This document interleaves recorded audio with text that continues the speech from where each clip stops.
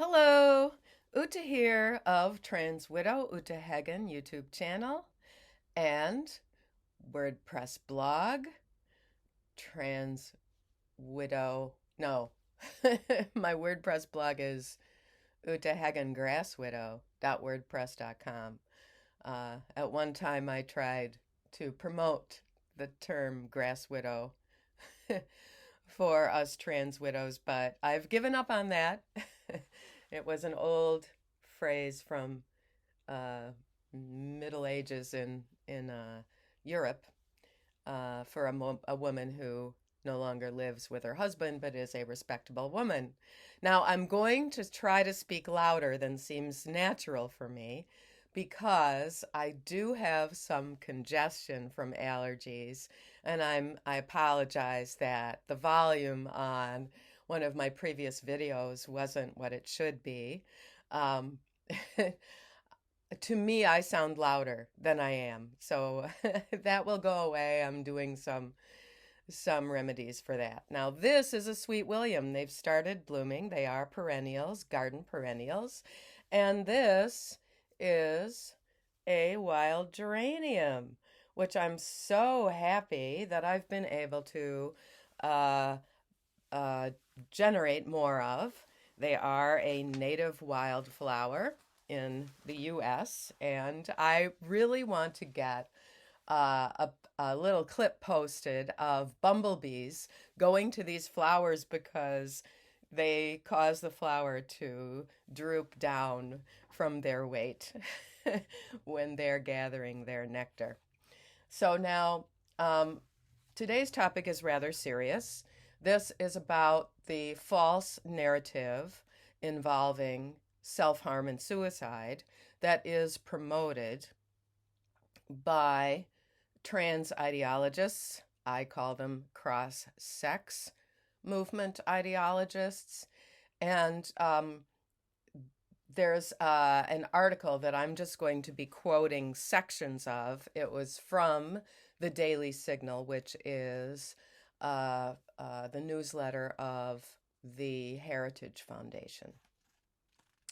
So in Canada, there was a study regarding youth with gender-related distress, and it found that youth with gender-related distress are more or less in the same category of risk as youth without gender issues who have similar psychiatric problems, such as depression, experiences with trauma, such as some kind of sexual molestation or physical abuse or bullying or something like that. This approach to a child wanting to harm themselves must be changed, because the Swedish study, which I've listed in other videos by Cecilia, Dheine, I think it's pronounced Dana, 2011 death records, found that years after this surgical so-called transition, that females were 40 times higher likelihood to have taken their own lives.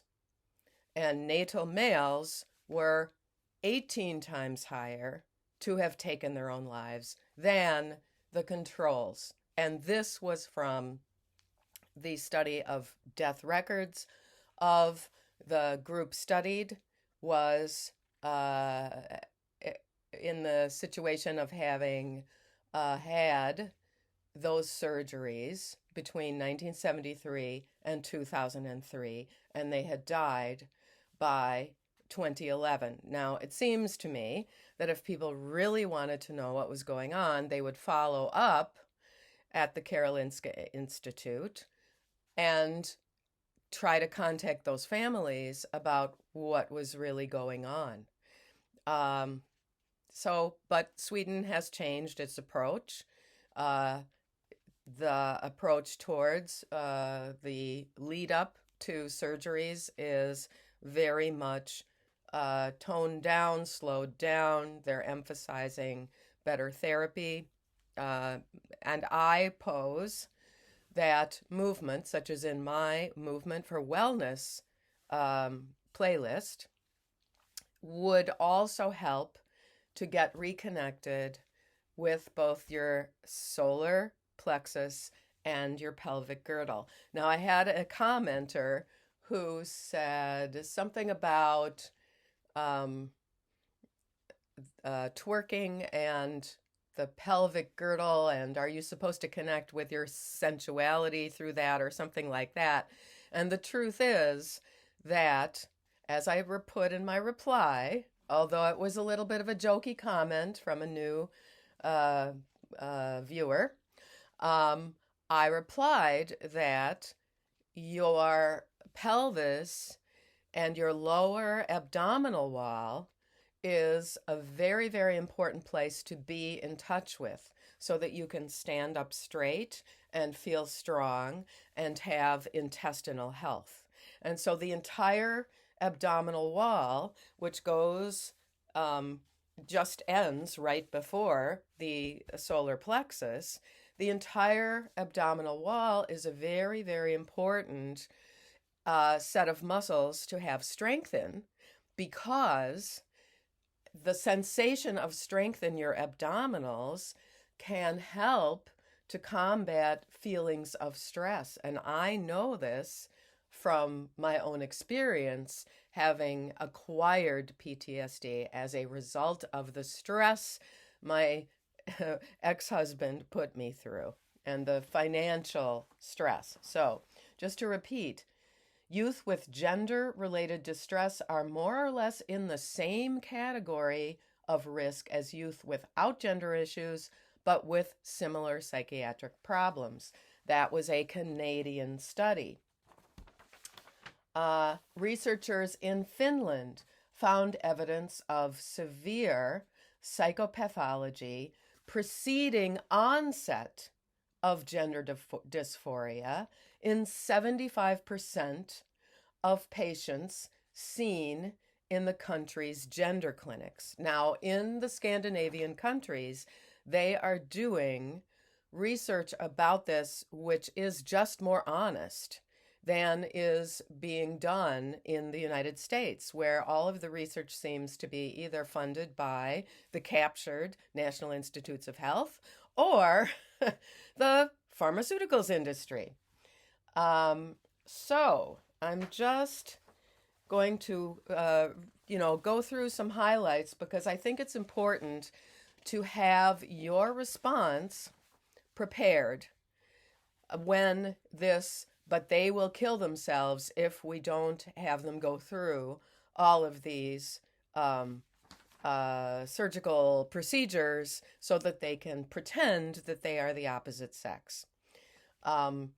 What is actually happening with those surgical procedures is many, many sensitive nerve endings are being cut for females in their chest in the double mastectomies, and anything done below the waist is also interfering with all of those nerve endings, and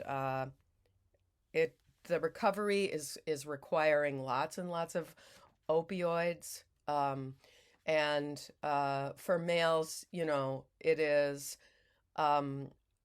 just a very dangerous operation to have testicles and penis removed and some kind of tube put in to serve as the role that the vagina plays in heterosexual penetrative sex. I'm trying to be as clinical as I can here, but there's going to be such a letdown after those surgeries, because you cannot achieve the sexual rapture that you imagined a person of the opposite sex has. Okay, so there's someone who is named Henry at the ACLU, and there's a claim, which they like to make, this person is only 24 now. So it's just reaching that 7 years point, and Henry doesn't know whether next week he might wake up and start regretting because he's realizing that he's not going to function as a female, actually, physically. So when Henry was 17, is the quote from the ACLU, gender affirming care saved his life. And there was a CNN article where the quote goes on, to enact a sweeping ban on this age-appropriate, medically necessary care is akin to telling kids like me that their lives aren't worth living if they decide to be true to themselves. Now, this is exactly counter to what the advice is regarding discussion of taking your own life. This exactly is the script of the kids coming to the doctors, basically demanding this and saying, I'm going to become suicidal if I don't have this path of puberty blockers, hormones, and surgeries. Now, often kids are saying this before they even are far enough into puberty to understand sensual, sexual feelings. The ACLU is declaring that loss of access to hormones and surgeries will prompt transgender identified kids to kill themselves. This politically potent affirm or suicide narrative has been marshaled at nearly every opportunity. I give you the example of the person who is now banned, correctly so, from the Montana state legislature for implying that passing this law and those other politicians who were elected, who are in the majority, was going to cause all kind of deaths, and you're going to put the responsibility on someone who is trying to bring out the truth and saying we have to pause this. Now, let's see. Okay, now there's someone who claims, this is an activist, also, I guess, I can't tell by the description whether this person believes that he or she is the opposite sex, but the claim is made, I have had multiple calls, 4 to be exact. Now, when someone says I have multiple calls, you sort of expect it to be a dozen or more, 4 to be exact, of kids who have attempted or completed suicide because of anti-trans legislation. These bills are killing our kids. Now, this is a really ridiculous statement to say. First of all, I don't believe that any of these 4 children completed a suicide, because if there was a completed suicide, that would hit the news. If they actually had a name of someone and it was this kid saying, oh, it's because of these bills and I won't be able to have what I need, then they would publicize exactly that case. This is exactly the kind of exaggeration and hyperbole that Nettie engaged in when I was dealing with his roller coaster, the fall of 1992, after I discovered his secret cross-dressing diaries. So this is what the sensible response is. They are either ignorant about suicide and its prevention, or they are invested in the suicide narrative and its political advantages more than in reducing the likelihood of suicide in vulnerable youth. Now here, the CDC, the Centers for Disease Control, cautioned against representing simplistic explanations for suicide.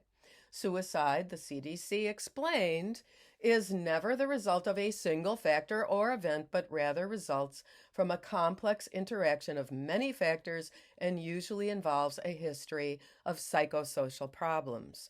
Now, I still firmly believe that suicide is unethical and immoral, and that this point is worth saying to someone who claims that they are suicidal.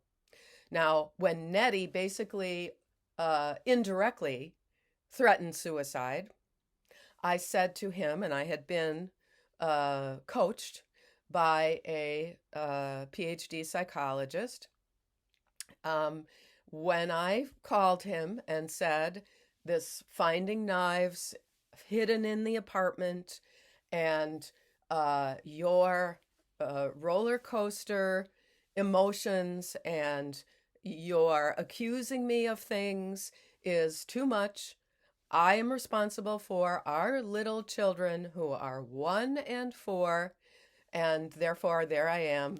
I'm at the airport. I'm not telling you which one, I said to him.